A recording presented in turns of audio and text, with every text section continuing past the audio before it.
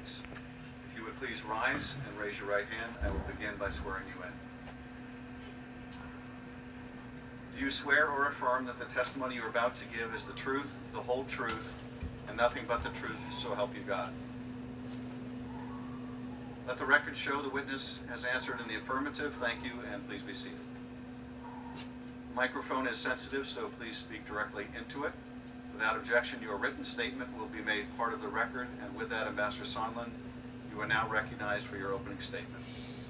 What do you need? Do you need to go home? Thank you, Mr. Chairman, Again? and thank you, Ranking Member Nunes. I appreciate the opportunity to speak again to the members of this committee. First, let me offer my thanks to the men and women of the U.S. Department of State who have committed their professional lives to support the foreign policy work of the United States. In particular, I want to thank my staff at the U.S. Mission to the European Union. Your integrity, dedication, and hard work, often performed without public acclaim or recognition, serve as a shining example of true public service, and I am personally grateful to work beside you each and every day. It is my honor to serve as the U.S. Ambassador to the European Union. The U.S. mission to the EU is the direct link between the United States and the European Union and its members, America's longest-standing allies and one of the largest economic blocs in the world. Every day, I work to support a strong, united, and peaceful Europe. Strengthening our ties with Europe serves both American and European goals as we together promote political stability and economic prosperity around the world. I expect that few Americans have heard my name before these events, so before I begin my substantive testimony, please let me share some of my personal background. My parents fled Europe during the Holocaust. Escaping the atrocities of that time, my parents left Germany for Uruguay, and then in 1953 emigrated to Seattle, Washington, where I was born and raised. Like so many immigrants, my family was eager for freedom and hungry for opportunity. They raised my sister and me to be humble, hardworking, and patriotic, and I am forever grateful for the sacrifices they made on our behalf. Public service has always been important to me. As a lifelong Republican, you have to wait a minute. I've contributed to initiatives of both Republican and Democratic administrations. In 2003, I served as a member of the transition team for Oregon Democratic Governor Ted Kulongoski. Governor Kulongoski also appointed me to serve on various statewide boards. In 2007, President George W. Bush appointed me as a member of the Commission on White House Fellows. I worked with President Bush on charitable events for his foundation's military service initiative, and I also worked briefly with former Vice President Joe Biden's office in connection with the Vice President's nationwide anti-cancer initiative at a local Northwest hospital. And of course, the highest honor in my public life came when President Trump asked me to serve as the United States Ambassador to the European Union. The Senate confirmed me as an ambassador on a bipartisan voice vote, and I assumed the role in Brussels on July 9th, 2018. Although today is my first public testimony on the Ukraine matters, this is not my first time cooperating with this committee. As you know, I've already provided 10 hours of deposition testimony, and I did so despite directives from the White House and the State Department that I refuse to appear, as many others have done. I agreed to testify because I respect the gravity of the moment, and I believe I have an obligation to account fully for my role in these events. But I also must acknowledge that this process has been challenging, and in many respects, less than fair. I have not had access to all of my phone records, State Department emails, and many, many other State Department documents. And I was told I could not work with my EU staff to pull together the relevant files and information. Having access to the State Department materials would have been very helpful to me in trying to reconstruct with whom I spoke and met, and when and what was said. As ambassador, I've had hundreds of meetings and calls with individuals, but I'm not a note taker or a memo writer. Never have been. My job So yeah, requires this is what he was that I saying before speak about with how heads of they didn't state, give him access senior to government officials, State members of the Department cabinet, records that the he president, needed. almost Was that- each and every day. This is what they were saying earlier about how they Talking with didn't give him foreign access leaders to State Department might records be that he memorable needed so to that some he could give his people, full statement That's as because it's possible. my job. I do it all the time. And that My he would lawyers address and that I more have made in his multiple opening requests to statement. the State Department and the White House for these materials. Yet these materials were not provided to me, and they have also refused to share these materials with this committee. These documents are not classified, and in fairness, should have been made available. In the absence of these materials, my memory, admittedly, has not been perfect. And I have no doubt that a more fair, open, and orderly process of allowing me to read the State Department records and other materials would have made this process far more transparent. I don't What are intend you to eating? repeat my prior opening statement or attempt to Oh, he was feeding summarize his 10 bowl. hours of previous deposition He's testimony. just running around eating it instead of However, just standing still a few eating critical points have been obscured by noise over the last few days and weeks, and I'm worried that the bigger picture is being ignored. So let me make a few key points. First, Secretary Perry, Ambassador Volker, and I worked with Mr. Rudy Giuliani on Ukraine matters at the express direction of the President of the United States. We did not want to work with Mr. Giuliani. Simply put, we were playing the hand we were dealt. We all understood that if we refused to work with Mr. Giuliani, we would lose a very important opportunity to cement relations between the United States and Ukraine. So we followed the President's orders. Second, although we disagreed with the need to involve Mr. Giuliani, at the time we did not believe that his role was improper. As I previously testified, if I had known of all of Mr. Giuliani's dealings or his associations with individuals, some of whom are now under criminal indictment, I personally would not have acquiesced to his participation. Still, given what we knew at the time, what we were asked to do did not appear to be wrong. Third, let me say, precisely because we did not think that we were engaging in improper behavior, we made every effort to ensure that the relevant decision makers at the National Security Council and the State Department knew the important details of our efforts.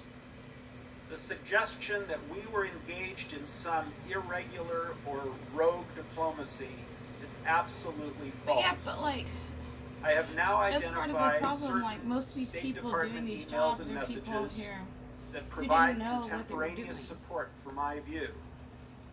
Antonio, None of these people knew what the These fuck they were emails doing. Get from back show there. that the leadership of the State Department, why are you back the there? National Security Council, and the White House were all informed about the Ukraine efforts from May Leadership 23rd, has best 2019 use you can call it. until the security aid was released on September 11th, 2019. I will quote from some of those messages with you shortly. Fourth, as I testified previously, Mr. Giuliani's requests were a quid pro quo for arranging a White House visit for President Zelensky. Mr. Giuliani demanded that Ukraine make a public statement announcing the investigations of the 2016 election DNC server and Burisma. Mr. Giuliani was expressing the desires of the President of the United States, and we knew these investigations were important to the President. Fifth, in July and August of 2019, we learned that the White House had also suspended security aid to Ukraine. I was adamantly opposed to any suspension of aid. I was adamantly opposed to any suspension of aid, as the Ukrainians needed those funds to fight against Russian aggression. I tried diligently to ask why the aid was suspended, but I never received a clear answer. Still haven't to this day.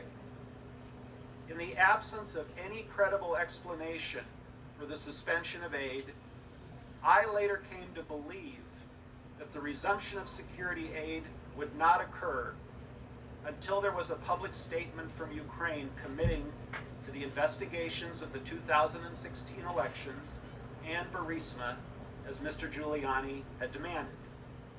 I shared concerns of the potential quid pro quo regarding the security aid with Senator Ron Johnson, and I also shared my concerns with the Ukrainians. Finally, at all times, I was acting in good faith. I was acting in good faith. As a presidential appointee, I followed the directions of the president.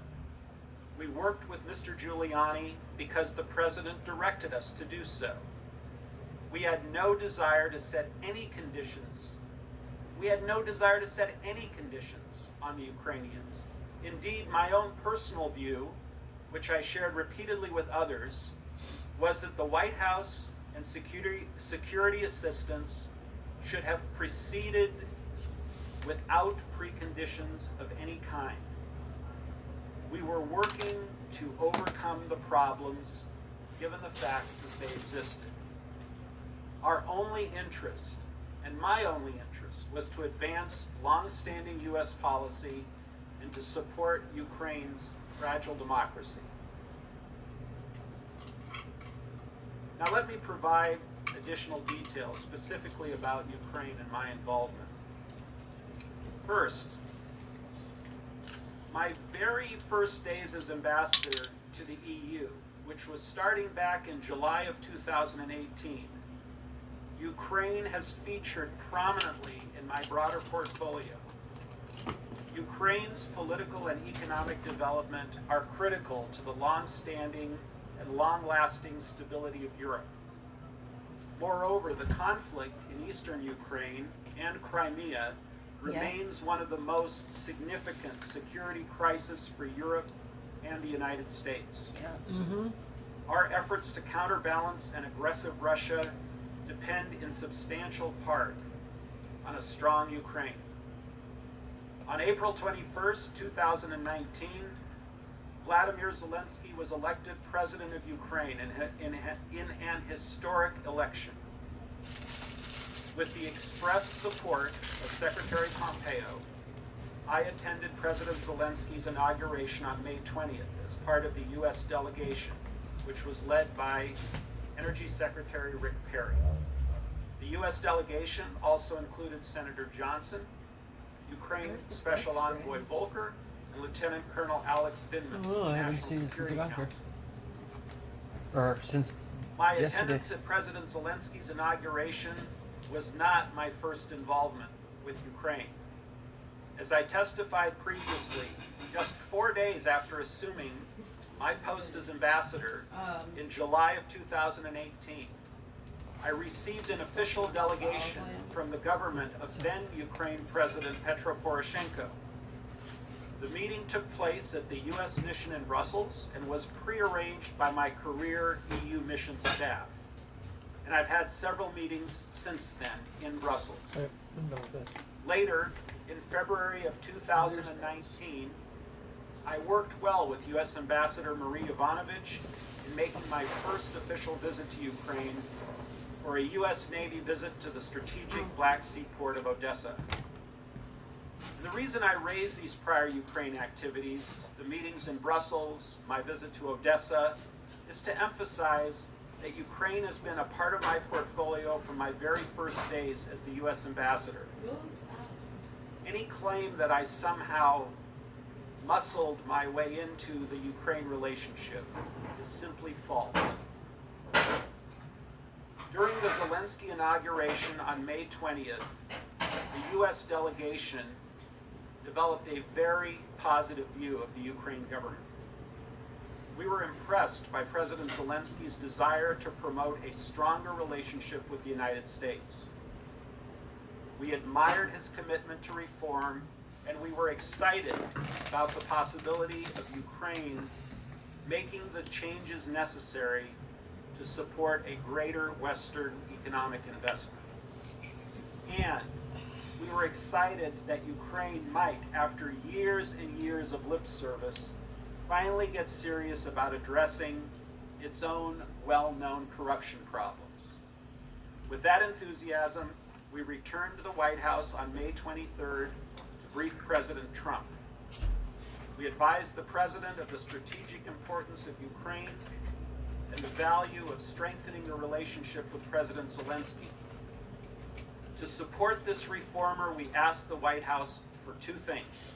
First, a working phone call between Presidents Trump and Zelensky, and second, a working Oval Office visit.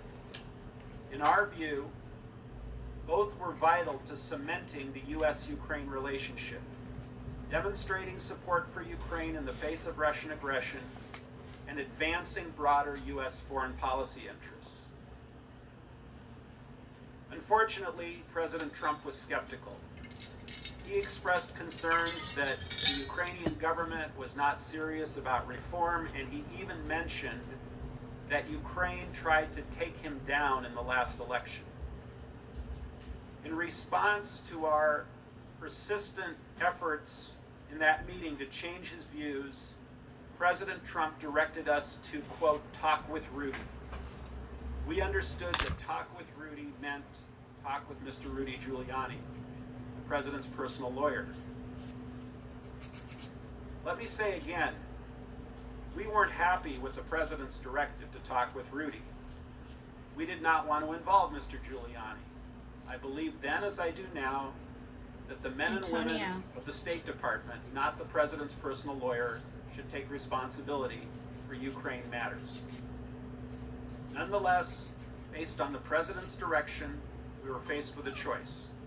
We could abandon the efforts to schedule the White House phone call and a White House visit between Presidents Trump and Zelensky, which was unquestionably in our foreign policy interest, or we could do as President Trump had directed and talk with Rudy. We chose the latter course, not because we liked it, but because it was the only constructive path open to us. Sharpen it. Got a little dull for me. Over the course of the next several months, I mean, I actually Secretary know how to Perry, file my nails. Ambassador Volker, and I were in communication with Mr. Giuliani. Secretary Perry volunteered to make the initial calls with Mr. Giuliani, given their prior relationship. Ambassador Volker made several of the early I used to calls file my and grandmother's generally nails for her. informed us She used of to what like was to keep a discussed. sharp point. I first communicated with Mr. Giuliani in early August, several months later. Mr. Giuliani We used to pee emphasized and file. that the She taught president us how to wanted do a a public good statement manicure. from President Zelensky committing Especially after she Ukraine had to look into the seizures. corruption issues. Mr. Giuliani specifically That's mentioned the nice. 2016 I mean, not the seizures part, but election, the learned including the skill DNC from a server beloved family member. and Burisma as two topics of importance to the president. We kept the leadership of the State Department Learn and the how to do NSC good manicures informed and of our pedicures. activities. Take care of her. And that included communications also with where we Secretary got of good State at cooking. Pompeo, because his counselor, after she Ulrich had Brechbuhl, seizures, I took his over the heavy Executive Secretary lifting. Lisa Kenna, and also communications with Ambassador Bolton, Dr. Hill, Mr. Morrison, and their staff at the NSC. They knew what we were doing and why. On July 10th, 2019, senior Ukrainian national security officials met with Ambassador Bolton, Ambassador Volker, Dr. Hill, Secretary Perry, myself, and several others in Washington, D.C. During that meeting, we all discussed the importance of the two action items I identified earlier. One, a working phone call, and two, Very few things a are White as good House as meeting ice, between ice, Presidents Trump ice and cold Zelensky. water. From my perspective, the July 10th meeting was a positive step toward accomplishing our shared goals. While I'm now aware of accounts of the meeting from Dr. Hill and Lieutenant Colonel And I Vindman, love flavored their stuff. recollections of those But events simply straight don't cold square ice with water my own, is so or brilliantly with those delicious. of Ambassador Volker or Secretary Perry. I recall mentioning the prerequisite of investigations before any White House call or meeting, but I do not recall any yelling or screaming or abrupt terminations as others have said. Instead, after the meeting, Ambassador Bolton walked outside with our group and we all took some great pictures together outside on the White House lawn. More important, those recollections of protest do not square with the documentary record of our interactions with the NSC in the days and weeks that followed. We kept the NSC apprised of our efforts, including, specifically, our efforts to secure a public statement from the Ukrainians that would satisfy President Trump's concerns. For example, on July 13th, and this is 3 days after that July 10th meeting, I emailed Tim Morrison. He had just taken over Dr. Hill's post as the NSC Eurasia Director, and I met him that day for the first time. I wrote to Mr. Morrison with these words: the call between Zelensky and POTUS, President of the United States, should happen before 7/21, which is the parliamentary elections in Ukraine. Sole purpose is for Zelensky to give POTUS assurances of new sheriff in town, corruption ending, unbundling moving forward, and I emphasize, any hampered investigations will be allowed to move forward transparently. Goal is for POTUS to invite him to Oval. Volker, Perry, Bolton, and I strongly recommend. Mr. Morrison acknowledged and said thank you, and specifically noted that he was tracking these issues. Again, there was no secret regarding moving forward and the discussion of investigations. Moreover, I have reviewed other State Department documents, some of which are not currently in the public domain, Come over here. detailing Stop Mr. whining. Giuliani's efforts. For example, on July 10th, Stop the whining very things. same day that Ambassador Volker, Secretary Perry, and I were meeting with the Ukraine officials in Stop Washington, Ambassador Stop Taylor received a communication that Mr. Giuliani was still talking with Ukrainian prosecutor Yuri Lutsenko. In WhatsApp messages with In Ambassador WhatsApp? Volker and I, Ambassador Taylor wrote to us as follows: just had a meeting with Andrei and Vadim, referring to Ukraine Foreign Minister Now I Vadim sent you on the Prystaiko. WhatsApp messages. Taylor said the Ukrainians were, quote, very concerned about what Lutsenko told them, that according to RG, meaning Rudy Giuliani, the Zelensky POTUS meeting will not happen. Volker Come here. responded, Come on. good grief, please tell Come on. Vadim to let the official U.S. government Come on. representatives speak for the U.S. Lutsenko has his own self-interest here. Taylor confirmed that he had communicated that message to the Ukrainians, and he added, I briefed Ulrich this afternoon on this, referring to State Department Counselor Ulrich Brechtpohl. Again, everyone's in the loop. 3 things are critical about this WhatsApp exchange. First, on while the WhatsApp? Ukrainians were in Washington at the White House, Mr. Giuliani was communicating with the Ukrainians without our knowledge. Ambassador Taylor, Ambassador Volker, and I were all surprised by this. I'm surprised that they Second, knew to use Mr. WhatsApp. Giuliani Good on was them. communicating It with isn't the insecure. reportedly corrupt Ukrainian I mean, prosecutor Lutsenko Finally, and discussing whether a doing something right, Zelensky-Trump I meeting guess. was going Being to a happen, little sneaky. again without our knowledge. And third, with this alarming news, Ambassador Taylor briefed Ulrich Brechbuhl, who is the counselor to Secretary of State Pompeo. And even as late as September 24th of this year, Secretary Pompeo was directing Kurt Volker to speak with Mr. Giuliani. They trash In a WhatsApp Giuliani so message, much that he's got a Kurt like Volker told me nickname. in part, They just call him RG spoke now. with Rudy per guidance from S. S is the State Department's official Rudy designator Giuliani. for the secretary. Spoke with Rudy At one per point- guidance from S. Look, Considered fairly respectable. we tried our best to fix the problem, while keeping the State Department and the NSC closely apprised of the challenges we faced. On July 25th, Presidents Trump and Zelensky had their official call. I was not on the call, and I don't think I was invited to be on the call. In fact, I first read the transcript on September 25th, the day it was publicly released. All I had heard at that time was that the call had gone well. Looking back, I find it very odd, that neither I, nor Ambassador Taylor, nor Ambassador Volker ever received a detailed readout of that call with the Biden references.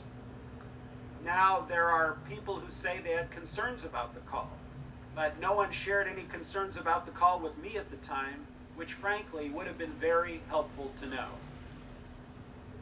On July 26th, Ambassador Taylor, Ambassador Volker, and I were all in Kiev to meet with President Zelensky.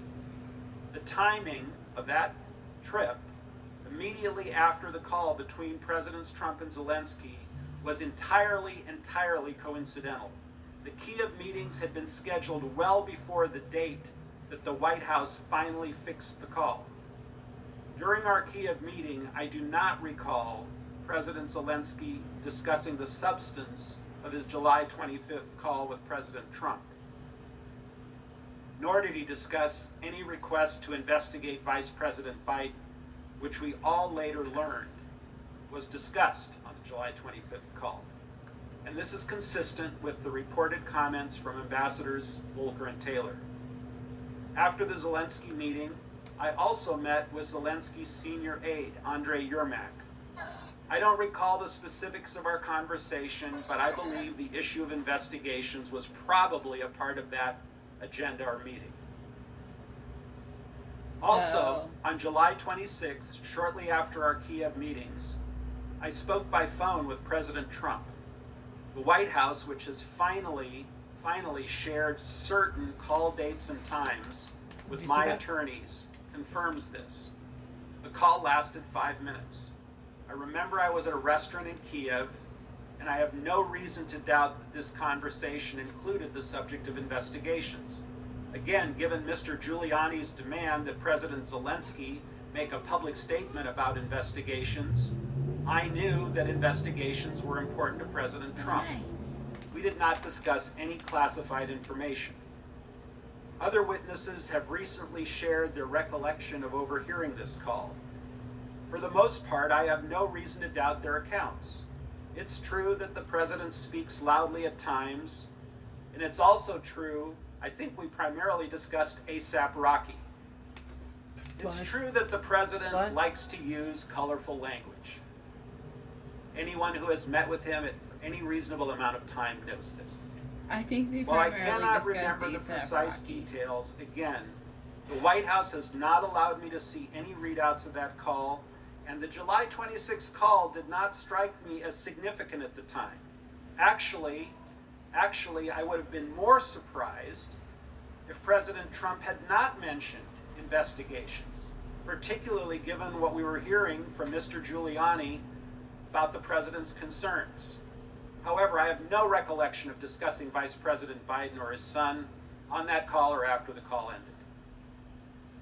I know that members of this committee frequently framed these complicated issues in the form of a simple question: was there a quid pro quo?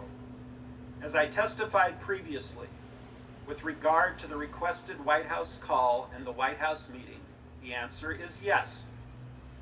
Mr. Giuliani conveyed to Secretary Perry, Ambassador Volker, and others that President Trump wanted a public statement from President Zelensky committing to investigations of Burisma and the 2016 election.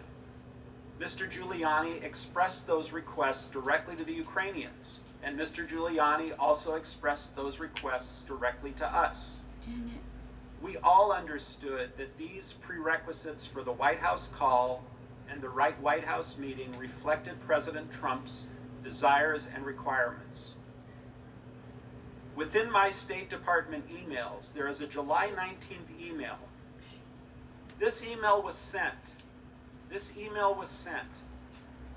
Secretary Pompeo, Secretary Perry, Brian McCormick, who is Secretary Perry's Chief of Staff at the time, Miss Kenna, who is the Executive Secretariat for Secretary Pompeo, Chief of Staff Mulvaney, and Mr. Mulvaney's Senior Advisor Rob Blair. A lot of senior officials. Here is my exact quote from that email. I talked to Zelensky just now. He is prepared to receive POTUS's call. We'll assure him that he intends to run a fully transparent investigation and will turn over every stone. He would greatly appreciate a call prior to Sunday so that he can put out some media about a friendly and productive call, no details, prior to Ukraine election on Sunday. Chief of Staff Mulvaney responded, I asked the NSC to set it up for tomorrow.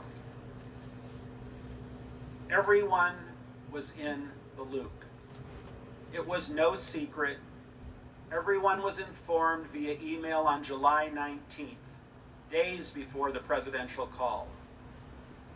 As I communicated to the team, I told President Zelensky in advance that assurances to run a fully transparent investigation and turn over every stone were necessary in his call with President Trump.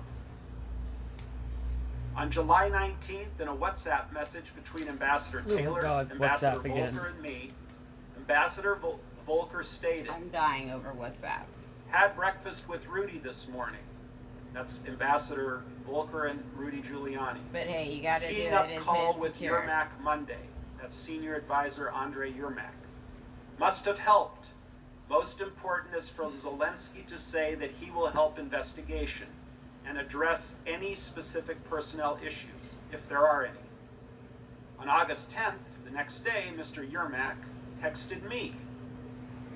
Once we have a date, which is a date for the White House meeting, we will call for a press briefing announcing upcoming visit and outlining vision for the reboot of the U.S.-Ukraine relationship, including, among other things, Relationship Burisma reboot.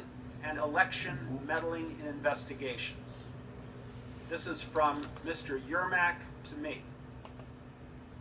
The following day, August 11th, and this is critical, I sent an email to Counselor Breckbull and Lisa Kenna. Lisa Kenna was frequently used as the pathway to Secretary Pompeo, Oh man, my seat's as doing that sometimes he sinking thing preferred to again. receive his emails through her. She would print them out and put them in front of him. With the subject Ukraine, I wrote, Mike, referring to Mike Pompeo. Mike. Kurt and I negotiated a It's like when your statement dad from Zelensky leaves a message on your to be voicemail. delivered for our review in a day or two. Tim, this is The your dad. conference will hopefully make Alright. the boss happy enough, Calm down, the boss Dad. being the president, to authorize an invitation. Zelensky plans to have a big press conference on the openness subject, including Why do specifics they have a next nickname week, for everything? all of which referred to the 2016 and the Burisma. Ms. Kenna replied, "Gordon, I'll pass to the secretary. Thank you."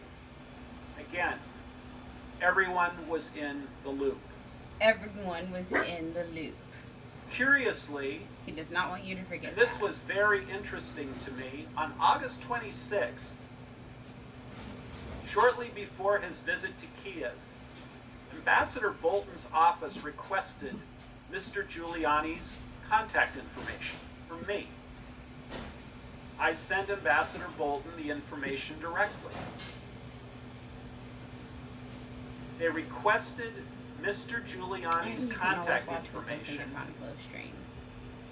on August 26th. See them moment-to-moment bald action. I was first informed that the White House was withholding security aid to Ukraine during conversations with Ambassador Taylor on July 18, 2019.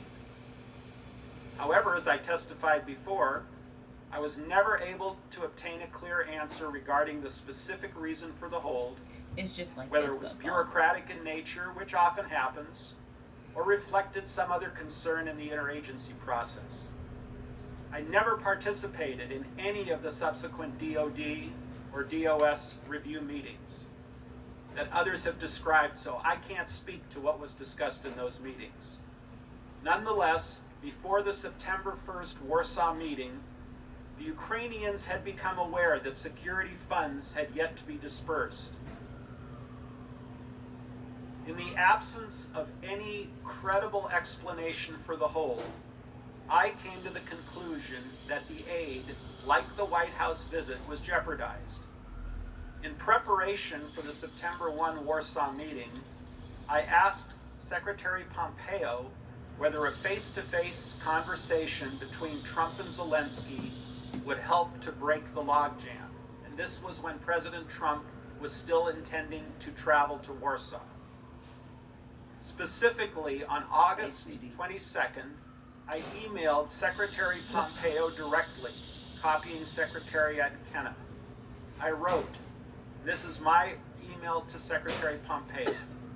Should we block time in Warsaw for a short pull-aside for POTUS to meet Zelensky?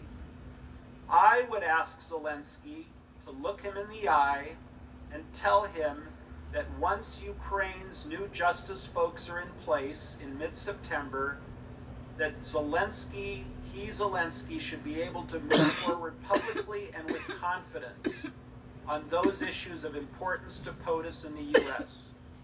Hopefully that will help break the logjam. The Secretary replied, yes. I followed up the next day asking to get 10 to 15 minutes on the Warsaw schedule for this. I said we'd like to know when it's locked so that I can tell Zelensky and brief him. Executive Secretary Kenna replied, I will try for sure. Moreover, given my concerns about the security aid, I have no reason to dispute that portion of Senator Johnson's recent letter in which he recalls conversations he and I had on August 30th. By the end of August, my belief was that if Ukraine did something to demonstrate a serious intention to fight corruption, and specifically addressing Burisma and the 2016, then the hold on military aid would be lifted. There was a September 1st meeting with President Zelensky in Warsaw. Unfortunately, President Trump's attendance at the Warsaw meeting was canceled due to Hurricane Dorian. Vice President Pence attended instead.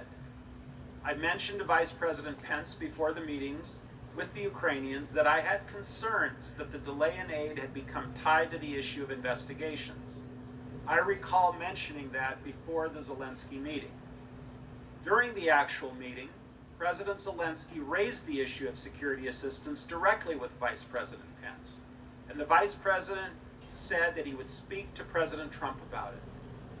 Based on my previous communication with Secretary Pompeo, I felt comfortable sharing my concerns with Mr. Yermak. It was a very, very brief pull-aside conversation that happened within a few seconds.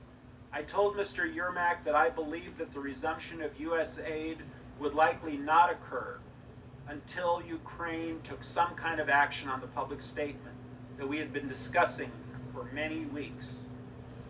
As my other State Department colleagues have testified, this security aid was critical to Ukraine's defense and should not have been delayed. I expressed this view to many during this period, but my goal at the time was to do what was necessary to get the aid released, to break the logjam. I believe that the public statement we had been discussing for weeks was essential to advancing that goal. You know, I really regret that the Ukrainians were placed in that predicament, but I do not regret doing what I could to try to break the logjam and to solve the problem. I mentioned at the outset that throughout these events we kept State Department leadership and others apprised Yeah, of what it's. we I were guess doing. it sucks for those people State who are Department put in was this fully shitty supportive of our situations. engagement in Ukraine Once they're in efforts them, and was like, aware that a what are they commitment supposed to tell people? investigations Like, not was to among the appease issues the we were pursuing. bratty To leader provide just who two examples, on they're June 5th, working for. the day after the US-EU mission hosted our Independence Day, we did it a month early, Acting Assistant Secretary Phil Reeker sent an email It's to pretty me, fucked up. to Secretary Perry and to others, Seems like it's your only forwarding choice. some Like, positive media coverage you of can either President tell people, like, I Zelensky's guess you can attendance at our keep event. on doing what you're doing Mr. and Reeker stay wrote, fucked, quote, or you can This headline appease underscores the this importance and timeliness of asshole Zelensky's and get visit what to you Brussels, need. and the That's critical, all I really and the know critical, what to perhaps tell you. historic role of the dinner 'Cause I and do wanna engagement help. Gordon But coordinated. Thank you for your participation and dedication to this that's the effort. only way you can help at that point. Months later, on September 3rd, I sent Secretary Pompeo an email to express my appreciation for his joining a series of meetings in Brussels following the Warsaw trip. I wrote, Mike, thanks for schlepping to Europe. I think it was really important and the chemistry seems promising. Really appreciate it. Secretary Pompeo replied the next day on Wednesday, September 4th, quote, all good. You're doing great work. Keep banging away. State Department leadership expressed total support for our efforts to engage the new Ukrainian administration. Look, I've never doubted the strategic value of strengthening our alliance with Ukraine. And at all times, our efforts were in good faith and fully transparent to those tasked with overseeing. Our efforts were reported and approved, and not once do I recall encountering an objection. It remains an honor to serve the people of the United States as their United States ambassador to the European Union. I look forward to answering the committee's questions. Thank you. We'll now proceed to the first round of questions. As detailed in the memo provided to committee members, there will be 45 minutes of questions conducted by the chairman or majority counsel, followed by 45 minutes for the ranking member or minority counsel. Following that, unless I specify additional equal time for extended questioning, we'll proceed under the 5-minute rule, and every member will have the chance to ask questions. I recognize myself or majority counsel for the first round of questions. Mr. Sondland, there's a lot of new material in your opening statement for us to get through, but I want to start with a few top-line questions before passing it over to Mr. Goldman. In your deposition, you testified that you found yourself on a continuum that became more insidious over time. Can you describe what you mean by this continuum of insidiousness? Well, Mr. Chairman, when we left the Oval Office, I believe on May 23rd, the request was very generic for an investigation of corruption in a very vanilla sense, and dealing with some of the oligarch problems in Ukraine, which were long-standing problems. And then as time went on, more specific items got added to the menu, including the Burisma and 2016 election meddling specifically, the DNC server specifically, and over this continuum, it became more and more difficult to secure the White House meeting because more conditions were being placed on the White House meeting. And then, of course, on July 25th, although you were not privy to the call, another condition was added, that being the investigation of the Bidens. I was not privy to the call, and I did not know that the condition of investigating the Bidens was a condition. Correct. You saw that in the call record, correct? It was not in any record I received. But when you did Yes, see, I saw that in September, correct. so on this continuum, the beginning of the continuum begins on May 23rd when the president instructs you to talk to Rudy? Correct. And you understood that as a direction by the president that you needed to satisfy the concerns that Rudy Giuliani would express to you about what the president wanted in Ukraine?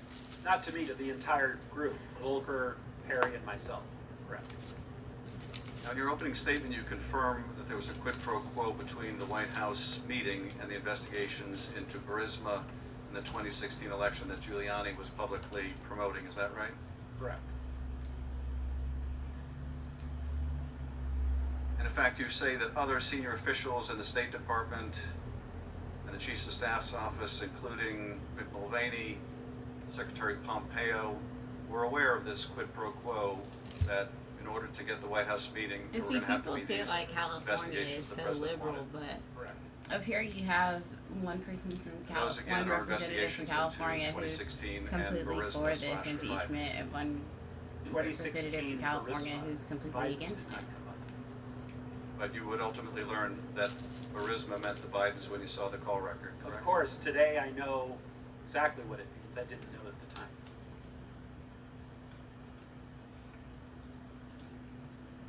And then on July 26th, you confirm you did indeed have the conversation with President Trump from a restaurant in Kyiv that David Holmes testified about last week. Is that right? Correct. And you have no reason to doubt Mr. Holmes' recounting of your conversation with the president? The only part of Mr. Holmes' recounting that I take exception with is I do not recall mentioning the Bidens. That did not enter my mind. It was Burisma in 2016 election. You have no reason to believe that Mr. Holmes would make that up, if that's what he recalls you saying? You have no reason to question that, do you? I don't recall saying Biden. I never recall saying Biden. But the rest of Mr. Holmes' recollection is consistent with your own. Well, I can't testify as to what Mr. Holmes might or might not have heard through the phone. I don't know how he heard the conversation. Are you familiar with his testimony? Vaguely, yes. And the only exception you take is to the mention of the name Biden. Correct.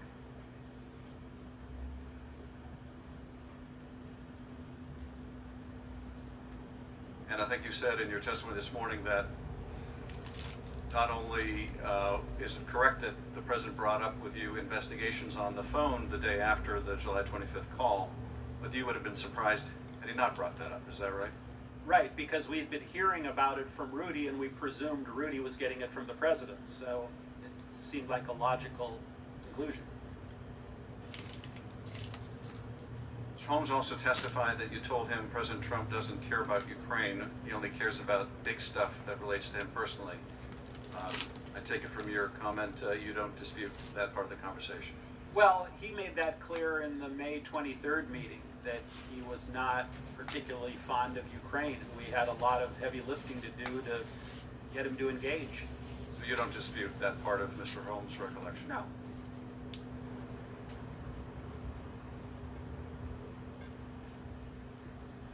In August, when you worked with Rudy Giuliani and a top Ukrainian aide to draft a public statement for President Zelensky to issue that includes the announcement of investigations into Burisma, you understood that was required by President Trump before he would grant a White House meeting to President Zelensky? That's correct. And the Ukrainians understood that as well? I believe they did. And you informed Secretary Pompeo about that statement as well? I did.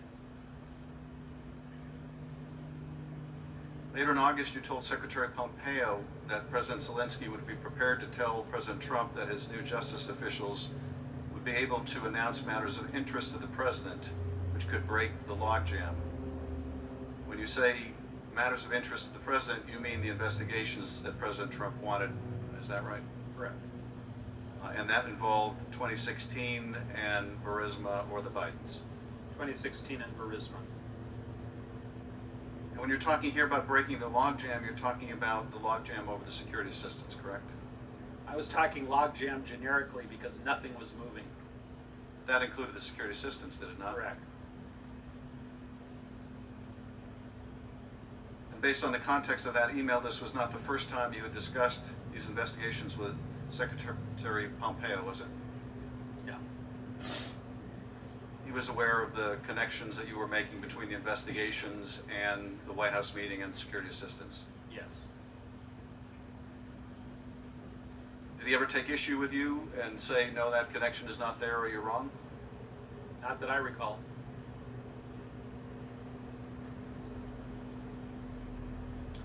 You mentioned that you also had a conversation with Vice President Pence before his meeting with President Zelensky in Warsaw, and that you raised the concern you had as well that the security assistance was being withheld because of the president's desire to get a commitment from Zelensky to pursue these political investigations. What did you say to the Vice President? I was in a briefing with several people, and I just spoke up and I said, it appears that everything is stalled until this statement gets made, something that words to that effect, and that's what I believe to be the case based on the work that the three of us had been doing, Volker, Perry, and myself. And the Vice President nodded, like, he heard what I said, and that was pretty much it, as I recall. And you understood that the Ukrainians were going to raise the security assistance with the Vice President at this meeting? I didn't know what they were going to raise, but they in fact did raise it, Mr. Chairman. Well, it was public by that point that there was a hold on the security assistance, correct? Yeah, but I didn't know what they were going to raise. I didn't get a pre-brief from the Ukrainians. Well, you knew, certainly they were concerned about the hold on the security assistance, right? They were concerned, obviously. And you wanted to help prepare the Vice President for the meeting by letting him know what you thought was responsible for the hold on the security assistance. That's fair. Do you recall anything else the Vice President said other than nodding his head when you made him aware of this fact? No, I don't have a readout of that meeting, so I can't remember anything else. And it was immediately after this meeting between the Vice President and Zelensky that you went to speak with Yermak, and you told him similarly that in order to release the military assistance, they were going to have to publicly announce these investigations. Yeah, much has been made of that meeting, and it really wasn't a meeting. What happened was everyone got up after the bilateral meeting between President Zelensky and Vice President Pence, and people do what they normally do. They get up, they mill around, they shake hands, and I don't know if I came over to Yermak or he came over to me, but he said, what's going on here? And I said, I don't know. It might all be tied together now. I have no idea. I was presuming that it was, but it was a very short conversation. Well, in that short conversation, as you would later relay to Mr. Morrison and Ambassador Taylor, you informed Mr. Yermak that they would need to announce these investigations in order to get the aid, did you not? Well, Mr. Yermak was already working on those investigations, or on the statement about the It's like, investigation. so it wasn't a meeting, but you you did confirmed to for him use he that needed to get it opportunity done to tell if they were them gonna that get the military aid. I likely that did. they needed to get these investigations going to get that Mr. aid. Morrison and Ambassador Taylor have also related a conversation Whatever you it had with the was, a President mixer. following the Warsaw meeting, in which the What President else? relayed to you that there was no quid pro quo, but nevertheless, unless Zelensky went to the mic and announced these investigations, there would be a stalemate over the aid. Is that correct? That's correct. And that was an accurate reflection of your discussion with the President. Well, that email was not artfully written, I'm the first to admit. What I was trying to convey to Ambassador Taylor after his frantic emails to me and to others about the security assistance, which, by the way, I agreed with him. I thought it was a very bad idea to hold that money. I finally called the President. I believe it was on the 9th of September. I can't find the records, and they won't provide them to me. But I believe I just asked him an open-ended question, Mr. Chairman. What do you want from Ukraine? I keep hearing all these different ideas and theories and this and that. What do you want? And it was a very short, abrupt conversation. He was not in a good mood.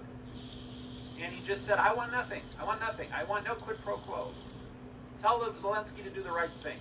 Something to that effect.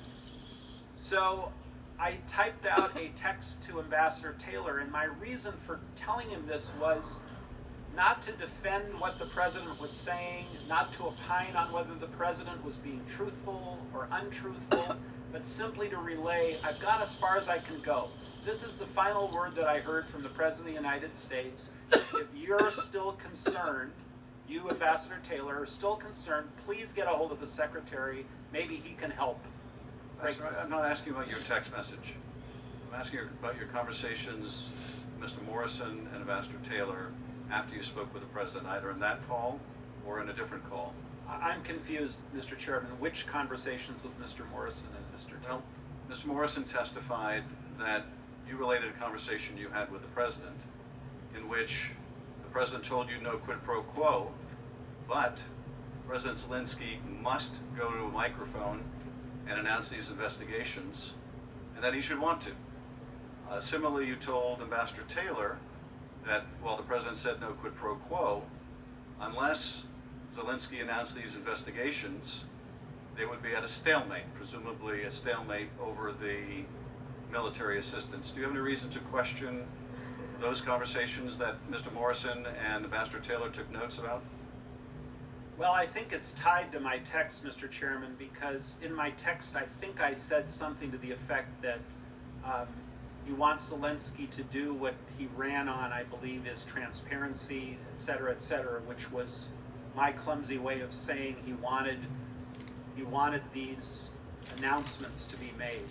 Again, Ambassador, I'm not asking about your text message. I'm asking about what you relayed to Ambassador Taylor and Mr. Morrison about your conversation with the President.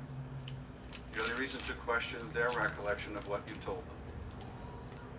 All I can say is that I expressed what I told, or what the President told me in that text. And if I had relayed anything other than what was in that text, I don't recall. You don't recall? I don't recall. You have no reason to question Ambassador Taylor or Mr. Morrison of what they wrote in their notes about your conversation with them? Could you kindly repeat what they wrote? I'll have Mr. Goldman go through that with you. That'd be great. But let me get to the top line here, Ambassador Sondland. Okay. You've testified that the White House meeting that President Zelensky desperately wanted, and that was very important to President Zelensky, was it not? Absolutely. You testified that that meeting was a quid pro quo for what the President wanted, these two investigations. Is that right? Correct. And that everybody knew it. Correct. Now, that White House meeting was going to be an official meeting between the two presidents, correct? Presumably. It would be an Oval Office meeting, hopefully? A working meeting, yes. Working meeting, so an official act, Yeah. correct? And in order to perform that official act, Donald Trump wanted these two investigations that would help his re-election campaign, correct? I can't characterize why he wanted them. All I can tell you is this is what we heard from Mr. Giuliani. But he had to get those two investigations if that official act was going to take place, correct? He had to announce the investigations. He didn't actually have to do them, as I understood it. Okay. President Zelensky had to announce two investigations the president wanted, make a public announcement, correct? Correct. And those were of great value to the president. He was quite insistent upon them, and his attorney was insistent upon them. I don't want to characterize whether they were value, not value. Again, through Mr. Giuliani, we were led to believe that that's what he wanted. Well, and you said that Mr. Giuliani was acting at the president's demand, correct? Right. When the president says, talk to my personal lawyer, Mr. Giuliani, we followed his direction. And so that official act of that meeting was being conditioned on the performance of these things the president wanted, as expressed both directly and through his lawyer, Rudy Giuliani, correct? As expressed through Rudy Giuliani. And you've also testified that your understanding, it became your clear understanding, that the military assistance was also being withheld pending Zelensky announcing these investigations, correct? That was my presumption, my personal presumption based on the facts at the time. Nothing was moving. And in fact, you had a discussion, communication with the Secretary of State in which you said that logjam over aid could be lifted if Zelensky announced these investigations, right? I don't recall saying the logjam over aid. I recall saying the logjam. I don't know that. That's what you meant, right, Ambassador? I meant that whatever was holding up the meeting, whatever was holding up